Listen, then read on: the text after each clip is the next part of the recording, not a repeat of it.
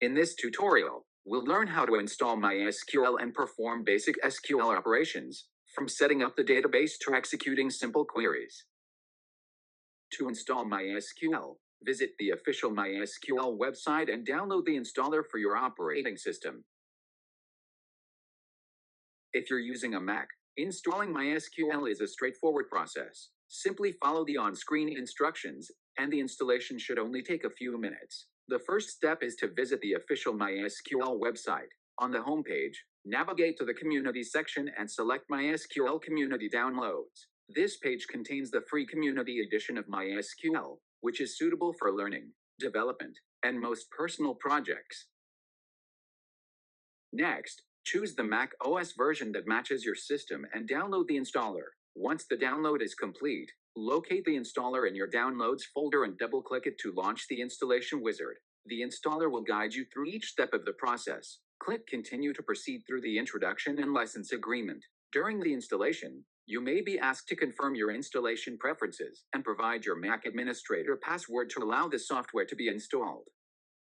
After MySQL server has been installed, the Setup Wizard will ask you to configure the server. This includes creating a password for the MySQL root user, which is the default administrator account. Choose a strong password and make sure to save it somewhere secure, as you'll need it whenever you connect to the database.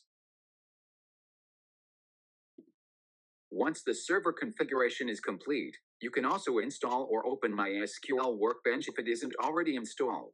MySQL Workbench provides a graphical interface that makes it easier to create databases, write SQL queries, and manage your server. If necessary, drag the MySQL Workbench application into your Applications folder so it's easy to access in the future. Then, launch MySQL Workbench and click the plus icon to create a new database connection.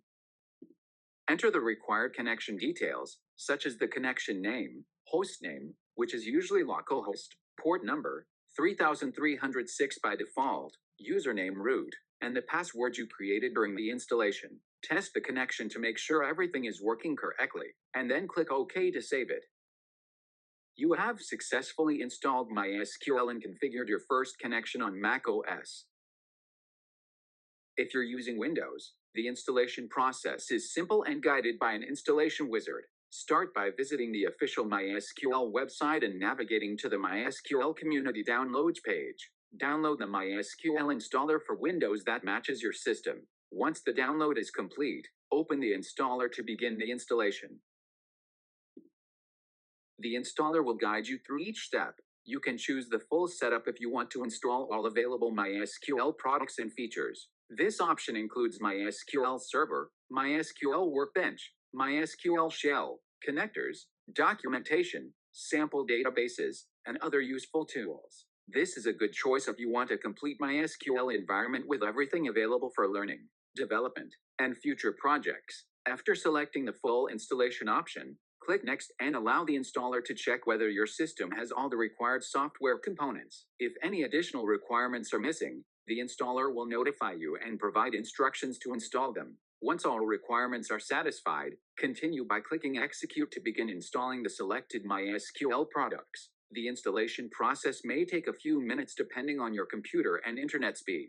The installer will download and set up each component automatically. You can monitor the progress as each item is installed and configured. After all components have been installed, the MySQL configuration wizard will open. This step prepares the MySQL server to run on your computer. You can usually keep the default configuration settings unless you have specific needs for your setup. During the configuration process, you'll be asked to create a password for the root user. The root user is the main administrator account in MySQL and has full access to create databases, manage tables, and control server settings. Make sure to choose a strong password and save it in a secure place, as you'll need it whenever you connect to your MySQL server. The MySQL configuration wizard will guide you through a series of steps to properly configure your MySQL server. These configuration settings determine how MySQL runs on your computer and how you will connect to it in the future. There are several configuration steps that you will need to complete. Follow each step carefully and use the options that best match your setup. For most users who are learning MySQL or using it for development, follow the on-screen steps to click and enter the required information to configure. Once the configuration is complete, click Finish to close the installer. MySQL is now installed and ready to use. You can open MySQL Workbench, select your local MySQL connection, enter the password you created, and begin writing SQL commands and creating databases. Now that MySQL has been installed and configured, you're ready to start performing SQL operations.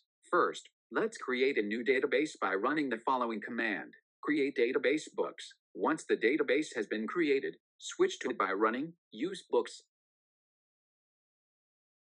Next, create a table named books. This table will store information about different books, including the book ID, title, author, genre, price, and published year. Use the create table statement that we learned in the previous lesson. In this example, we are creating a books table because it is a simple and practical way to demonstrate how databases work. A library, bookstore, or online reading platform needs a way to store information about books, such as their names, authors, categories, and prices. By creating this table, we can practice storing and managing real-world data using SQL. Creating this table gives us a structured way to organize our information instead of storing data randomly. Once the table is created, we can perform different SQL operations, such as adding new books, updating existing information, searching for specific records, and deleting data when needed.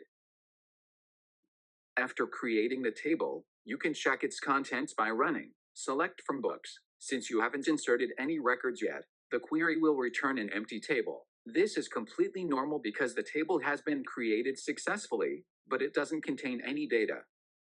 Now it's your turn to practice. Try writing one or more insert statements to add books to the table, just as we demonstrated in the previous videos. After inserting the records, run the following command again.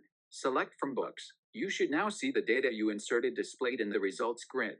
Feel free to experiment with the SQL commands you've learned throughout this tutorial. Try inserting additional records, updating existing data, deleting records, or creating your own tables to gain more hands-on experience. You've installed MySQL, created your first database and table, and learned how to perform basic SQL operations. You're now ready to continue exploring more advanced SQL concepts in the upcoming lessons.